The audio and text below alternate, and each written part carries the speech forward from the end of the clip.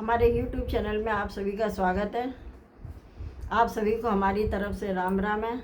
पिछले वीडियो में हमने 280 दोहे कंप्लीट कर लिए थे, यानी हमने 280 दोहे पढ़ लिए थे, और जो उसके आगे के दोहे हैं वो हम इस वीडियो में पढ़ेंगे। तो आप हमारे साथ जुड़े रहिए और सुनिए, ध्यान से वीडियो को देखिए। सनऊ महीपत मुकुटमणि, तुम्हें समधन न कोई, राम लखन जिनके तने विश्व विभूषण होई। मतलब दूतों ने कहा, हे राजाओं के मुकुटमणि, सुनिए, आपके समान धन्य कोई नहीं है, जिनके राम लक्ष्मण जैसे पुत्र, जो दोनों विश्व के विभूषण हैं। पूछन जोग न तने तुम्हारे, पुरुष सिंध तुम पुर उजियारे, जिनके जस प्रताप के आगे शशि मलिन रवि शीतल लागे। अर्थात आपके पुत्र पूछने योग्य नहीं है, वे पुरुष सिंह तीनों लोकों के प्रकाश स्वरूप है, जिनके यश के आगे चंद्रमा मलिन और प्रताप के आगे सूर्य शीतल लगता है। तिन कहीं कही नाथ किमि चीने, देखिए रवि के कदीप कर लीने, सिए स्वयंवर भूप अनेका, समिटे सुबट एक ते एका। अर्थात हे नाथ, उनके लिए आप कहते हैं कि उन्हें कैसे पहचाना है। क्या सूर्य को हाथ में दीपक लेकर देखा जाता है? सीता जी के स्वयंवर में अनेकों राजा और एक से एक बढ़कर योद्धा एकत्र हुए। शंभु सरासन काहू नटारे, हारे सकल वीर बरियारा, तीनों लोक में तेजे भटमानी, सबके सकल शंभु धनुमानी। अर्थात परंतु शिव जी के धनुष को कोई भी नहीं हटा सका, सारे बलवान वीर हार गए। तीनों लोकों में जो वीरता के अभिमानी थे, शिव जी के धनुष ने सबकी शक्ति तोड़ दी। सकई उठाई सरासन मेरी, सोही हारी गयु कर फेरू, जही को तक शिव सैलू उठावा, सोही तेई सभा पराभव पावा। मतलब बाणासुर जो सुमेर को भी उठा सकता था, वह भी हृदय में हार कर परिक्रमा करके चला गया, और जिसने खेल से ही कैलाश को उठा लिया था, वह रावण भी उस सभा में पराजय हुआ। तहाँ राम रघुवंश मनी, सुने महामहिपाल, भजो चा प्रयास बिनु, जिम गज पंकज नाल।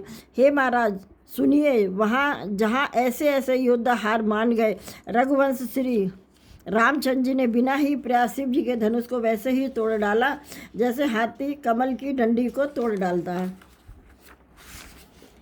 सुनी सरोज भृगनाय को आए, बहुत भांति तिन आँख दिखाए, देख राम बोल निज धन दीना, करी बहु विनय गवन बनकीना। अर्थात धनुष टूटने की बात सुनकर परशुराम जी क्रोध भराए, और उन्होंने बहुत प्रकार से आंखें दिखलाई। अंत में उन्होंने श्री रामचंद्र जी का बल देखकर उन्हें अपना धनुष दे दिया, और बहुत प्रकार विनती करके वन को गमन किया। राजन राम अतुल बुल जैसे, तेज निधान लखन पुनते से, कंपई भूप बिलोकर जाके, जिम गझर किशोर के ताके। अर्थात हे राजन, जैसे रामचंद्र जी अतुलनीय बली है, वैसे ही तेज निदान फिर लक्ष्मण जी भी हैं। उनके देखने मात्र से राजा लोग ऐसे काँप उठते थे, जैसे हाथी सिंह के बच्चे के ताकने से काँप उठते हैं। देव देख तब बालक दो, अब न आखितर पावत को आवत को, दूत बचन रचना प्रिय लागी, प्रेम प्रताप वीर रस पागी। अर्थात हे देव, आपके दोनों बालकों को देखने के बाद आँखों के नीचे कोई आता नहीं है, यानी हमारी दृष्टि पर कोई चढ़ता नहीं है। प्रेम प्रताप और वीर रस से पगी हुई दूतों की वचन रचना सबको बहुत प्रिय लगी। सभा समेत रावण रागे, दूतन देन निछावर लागे, कही अनित्य मुदई काना, धर्म विचार सभई सुख माना। यानी सभा सहित राजा प्रेम में मगन हो गए और दूतों को निछावर देने लगे। उन्हें निछावर देते देखकर यह नीति विरुद्ध ऐसा कहकर दूत अपने हाथों से कान मूंदने लगे। धर्म को विचार कर उनका धर्म युक्त बर्ताव देखकर सभी ने सुख माना। तब उठ भूप विशिष्ट कहूँ, दीन पत्रिका जाई, कथा सुनाई, गुरु ऋषवाद सादर दूत बुलाई। यानी तब राजा ने उठकर वशिष्ठ जी के पास जाकर उन्हें पत्रिका दी, और आदर पूर्वक दूतों को बुलाकर सारी कथा गुरु जी को सुना दी। सुन बोले गुरु हर्षुख पाई, पुण्य पुरुष कहूँ मही सुख छाई, जिम सरता सागर मऊ जाही, जदब ताही कामना नाही। इसका मतलब है, सब समाचार सुनकर और अत्यंत सुख पाकर गुरु बोले, पुण्य आत्मा पुरुष के लिए पृथ्वी सुखों से छाई हुई है, जैसे नदियाँ समुद्र में जाती हैं, यद्यपि समुद्र को नदी की कामना नहीं होती है। तिम सुख संपद भी नहीं बुलाए, धर्मशील पही जाय सुभाए, तुम गुरु विप्र धीन सुर सेवी, तास पुनीत कौशल्या देवी। अर्थात वैसे ही सुख और संपत्ति बिना ही बुलाए स्वाभाविक ही धर्मात्मा पुरुष के पास चली जाती है। तुम जैसे गुरु ब्राह्मण गाय और देवता की सेवा करने वाले, वैसे ही पवित्र कौशल्या देवी भी हैं। शुक्र तुम समान जगमाई, भयो नग है को होने उनाई, तुम ते अधिक पुण्य बड़का के, राजन राम सरिस सुत जाके, अर्थात तुम्हारे समान पुण्यात्मा जगत में कोई न हुआ है और न होगा। हे राजन, तुमसे अधिक पुण्य और किसका हुआ जिसके राम सरीखे पुत्र हैं।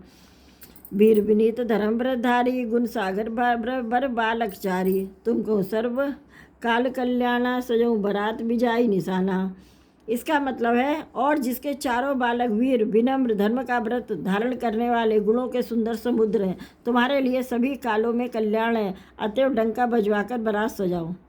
चलो बेग सुन गुरु वचन, भले नाथ सिर नाय, भूपत गवने भवन तब, दूतन वासुदेवाई। मतलब और जल्दी चलो। गुरु जी के ऐसे वचन सुनकर हे नाथ बहुत अच्छा कहकर सिर नवाकर तथा दूतों को डेरा दिलवाकर राजा महल में गए। राजा सबुर निवास बुलाई, जनक पत्रिका बात सुनाई, सुनि संदेश सकल हर्षानी, अपर कथा सब भूप बखानी। अर्थात राजा ने सारे रनिवास को बुलाकर जनक जी की पत्रिका बाँच कर सुनाई। समाचार सुनकर सब रानियां हर्ष से भर गई। राजा ने फिर दूसरी सब बातों का वर्णन किया। प्रेम प्रफुल्लित राजई रानी, मनो सिखई सुनि बारिद बानी, मुदित असीस देही गुर नारी, अति आनंद मगन महतारी। मतलब प्रेम में प्रफुल्लित हुई रानियां ऐसी सुशोभित हो रही हैं जैसे मोरनी बादलों की गरज सुनकर प्रफुल्लित होती है। बड़ी बूढ़ी अथवा गुरुओं की स्त्रियां प्रसन्न होकर आशीर्वाद दे रही हैं। माताएं अत्यंत आनंद में मग्न हैं। ले ही परस्पर प्रिय बात पाती, हृदय लगाई जुड़ा वही छाती, राम लखन के कीरति करनी, बारह बार भूप बर भरनी। इसका मतलब है, उस अत्यंत प्रिय पत्रिका को आपस में लेकर सब हृदय से लगाकर छाती शीतल करती हैं। राजाओं में श्रेष्ठ दशरथ जी ने राम लक्ष्मण की कीर्ति और करनी का बारंबार वर्णन किया है। मुनि प्रसाद कही द्वार सिधाए, रानी तब महिदेव बुलाए, दिए दान आनंद समेता, चले विप्रवर आशीष देता। मतलब यह सब मुनि की कृपा है, ऐसा कहकर बाहर चले आए। तब रानियों ने ब्राह्मणों को बुलाया और आदर सहित उन्हें दान दिए। श्रेष्ठ ब्राह्मण आशीर्वाद देते हुए चले गए। जाचक लिए हकार दीन, निछावर कोटि बीद, चिरजी भई सुचारी, चक्रवर्ती दशरथ के।